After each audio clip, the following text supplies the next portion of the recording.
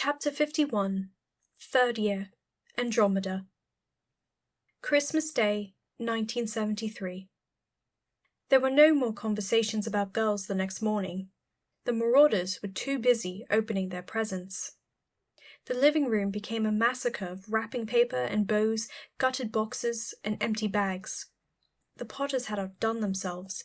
Even Philomena perked up when she saw presents with her name under the tree, although her eyes still looked a bit misty.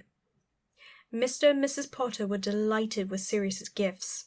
Euphemia cooed over the brooch and called him a dear boy, which made Sirius feel bashful and happy and like he had a lump in his throat all at once. He received a wealth of snacks and practical jokes from his friends, and a lovely set of enchanted quills from the Potters, who insisted that he write any time and treat James's owl as his own. "He already does, Mum, believe me," James said around a mouthful of biscuits. Sirius elbowed him in the ribs, and he laughed. After opening his gifts from the Potters, Sirius began to search through the remaining presents for Andromeda's loopy scroll. He knew she'd been awfully busy with the new baby, but still, she'd never missed a Christmas before. As the final gifts were unwrapped, leaving only crumpled paper, his heart sank. There was nothing from his cousin. Sirius knew he shouldn't be upset with Andromeda, but he couldn't stop the wash of loneliness. He'd sent her a card. Since she'd been kicked out, he'd been her only family. This Christmas, he'd thought she would be his. But apparently no one in his family cared about him, not even his favorite cousin. He tried to stifle his dark mood, knowing that he should be grateful and happy, surrounded by friends. Still, James seemed to pick up on the fact that there was something wrong. "Sup with you?" he asked, speaking once more with his mouth full, this time around a bite of scrambled eggs. Sirius shrugged. "Nothing from Andromeda," he said, poking at his own breakfast unenthusiastically. "I didn't think I'd get presents or anything, now she's got the baby, but I thought maybe a card. I sent her one." James swallowed, putting a comforting hand on his shoulder. "Owl might just be flying late. You know how post is this time of year." Sirius mustered up a smile, trying to feel reassured. James was probably right. It wasn't as if Andromeda had forgotten him or stopped caring about him. She was his family. "Didn't stop the rest of your family forgetting you, though, did it?" whispered a small, mean voice in the back of his mind, a voice that sounded very much like his own. Sirius shook it off. He was determined not to let himself ruin the holiday. If he wasn't careful, he'd end up moping around as much as Philomena. The minute breakfast was done, all three boys headed outside to test James's brand new broom. Sirius had brought his own broom with him, and Mr. Potter offered Remus James's old one. "Yeah, have it if you want, Moony." James nodded eagerly. "To keep." "Thanks," Remus said, not looking very enthusiastic at all as he accepted the gift. He held the broom gingerly, as if he was worried that it might bite him. They spent the rest of the afternoon flying blissfully through the cold winter air. Well, Sirius and James flew.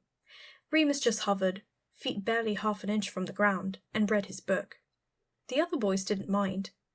Eventually, they made a game of seeing who could break Moony's concentration first, executing sharp dives and showy loops that had them sailing past him. His ability to ignore them was quite impressive, although Sirius supposed he'd had a few years to practice. Just before lunchtime, Gully called them inside. The house smelled delicious, roast beef with all the trimmings, but Mrs. Potter insisted that they wash and change first. She sent them upstairs, waving her wooden spoon and letting them know that Gully had set their things out. They changed quickly, washing up and rushing downstairs with growling stomachs. James pushed ahead, leaping over the last few steps as though he'd done it 1,000 times, which he probably had, and leaving Sirius and Remus behind as he raced towards the kitchen. They were still on the stairs when a loud, familiar crack sounded outside. Sirius froze involuntarily. Fear was a fist around his heart, squeezing, locking up his entire body. "My mother," he thought. There was a sudden, warm pressure on his shoulder. It was Moony. He'd reached out, as if to say, "I'm here." Hand firm and grounding, unknotting the tension in Sirius's chest, reminding him that he wasn't alone. Sirius looked down at the fingers, faintly scarred, ghostly patterns that caught the light. He felt a sudden urge of affection for his friend, and turned, smiling gratefully up at Remus. The bell rang, drawing their attention. Remus withdrew his hand, and Sirius released a breath that he hadn't realized he'd been holding. He could still feel the warm points of contact where the fingers had pressed gently into his shoulder. It felt nice. Really nice. They made their way to the bottom of the stairs as James opened the door. There was a couple in the entryway. A young man and woman, arms cradling a small bundle. The man was stocky, a bit shorter than her, with a mess of fair curls. She was slender, sharper, her own curls cascading down her back. Next to him, Remus sucked in a sharp breath. "No!" Sirius gasped, already throwing himself forward. His face split into a giddy grin. "Sirius!" Andromeda shouted, voice bright with joy. She passed the baby, to her husband, and pulled him into a bear hug, squeezing him so tight that he could barely breathe. Sirius felt as though he might burst from happiness. It had been years since he'd actually got to see his cousin in person. "A good surprise, then?" Mrs. Potter asked, looking very pleased with herself as she entered the hallway. She shook Ted's hand, cooing over the baby. "You did this?" Sirius blinked, feeling the dangerous sting of tears in his eyes. No one had ever done something so nice for him. "Effie was kind enough to invite us," Ted said, his voice a pleasant baritone, his eyes sparkling with laughter. "Pleased to meet you, Sirius. Nice to meet someone in Andromeda's family." Come in," Mrs. Potter urged, shooing them towards the dining room. Sirius followed, unable to stop smiling, with his cousin's arms slung around his shoulder. Andromeda was just as he remembered. Well, she was older, and her hair was longer, and there were fine creases in the corner of her eyes, but she still had the same boisterous laugh, the same sharp sense of humor, the same warmth that felt so alien when compared to the icy demeanor of her sisters. Ted was clearly mad for her. He orbited her like a planet, unconsciously, moving when she moved. Every time Andromeda smiled at him, he stared up at her with the blissful expression someone might wear while basking in sunlight. Sirius had never seen two people so in love. It was almost frightening to watch. Their daughter, Dora, Nymphadora, Sirius had teased his cousin mercilessly about that decision in his letters, amused that of all the black traits she should inherit, it would be the penchant for ridiculous names, was adorable. Andromeda had already told him that the baby was a metamorph magus, but he was still surprised the first time her wispy hair changed from green to blue. It kept changing color throughout the dinner, and Sirius found himself secretly envying the little girl. Just imagine everything you could get away with if you could change your appearance at will. Aside from Andromeda and her family, they were joined by several other guests for dinner, all old friends of the Potters. The table was full of laughter and chatter, and Sirius thought it was by far the most cheerful dinner party he had ever attended. "A toast," Mr. Potter stood, a bit tipsily, and raised his glass at the end of the meal. "To friends, old and new." "To the Potters," Andromeda responded, lifting her own glass. "Protectors of outcasts and defenders of black sheep everywhere." There was a wave of laughter, punctuated by the clinking of glasses. "I think I must be the most outcast," Sirius declared. "I'm a Gryffindor, after all." "To Gryffindor!" Mr. Potter called out from the other end of the table. This was met by hearty cheers from all Gryffindors present, which, admittedly, was more than half the table. Andromeda narrowed her eyes at Sirius, smelling a challenge. "Think so, little cousin? Try marrying a non-relative." "I'll have to," Sirius shot back as Gully began to clear the plates and Mrs. Potter bustled into the kitchen for the Christmas pudding.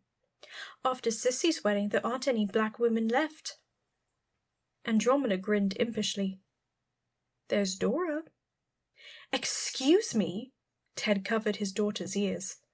Could we please get her through her first Christmas before arranging a betrothal?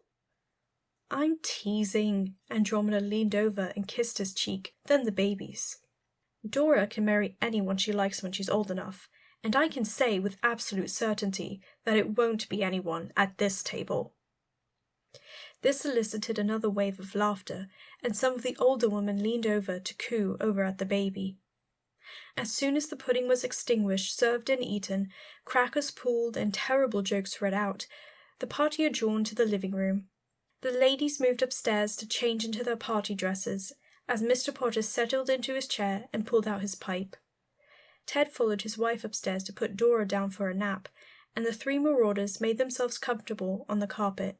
They began a game of Snap, which was interrupted when Darius and Mr. Potter decided that everyone should play a round of charades. It was almost as hard to say no to Fleamont as it was to his son. As the evening drew on, more guests began to arrive. Soon the house was bursting with people, rooms buzzing with a steady hum of chatter. Sirius and Andromeda took up posts by the record player and appointed themselves as DJs, scoring their combined record collection to introduce the partygoers to the wonders of Muggle music. They blasted Slade's Merry Xmas Everybody and I Wish It Could Be Christmas Every Day by Wizzard. When the snowman brings the snow, well, he just might like to know to put a great big smile on somebody's face. Sirius was an acolyte, proselytizing to anyone who strayed within 5 feet of him. They're actually called Wizzard, though, and just listen to it. He was so earnest that Andromeda couldn't stop giggling, clutching her stomach as she gasped for breath.